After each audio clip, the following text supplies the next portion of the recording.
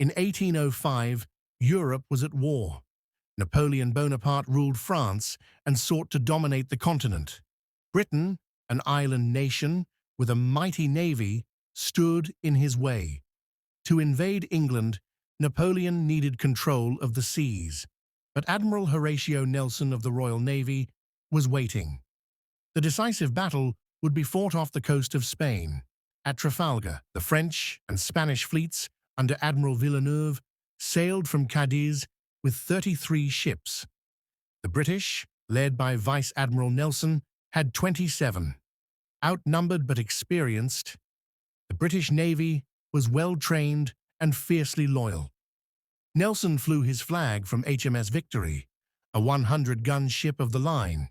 His strategy? Break tradition and the enemy's formation. Instead of engaging in a line battle, Nelson planned to cut the enemy fleet into two. He would form two British columns and strike perpendicularly, splitting the Franco-Spanish line. This would cause confusion, break their unity, and force close combat, where British gunnery and discipline had the edge.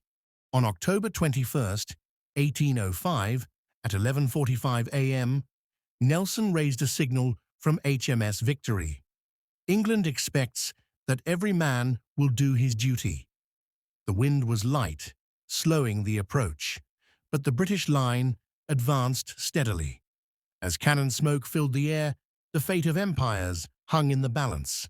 HMS Victory broke through the enemy line, exchanging broadsides at point-blank range. Ships collided, decks burned, and sailors fought hand-to-hand. Nelson was struck by a French sniper, shot in the shoulder and spine. He was carried below deck, mortally wounded, but refused to abandon command. Despite Nelson's injury, the British tactic worked. The Franco-Spanish fleet was thrown into confusion. One by one, their ships were isolated and destroyed or captured. HMS Temeraire and other British vessels poured relentless fire into the enemy. By late afternoon, the battle was all but won.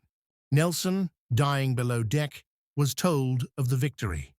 His final words were, "Thank God, I have done my duty." He died at 4:30 p.m. The British had lost no ships, while 22 enemy vessels were taken or destroyed. It was a stunning and complete victory, at a terrible cost. The Battle of Trafalgar shattered Napoleon's naval ambitions. France could no longer challenge Britain at sea. Though Nelson died, his legacy endured. Trafalgar ensured British naval supremacy for over a century and became a defining moment in naval history.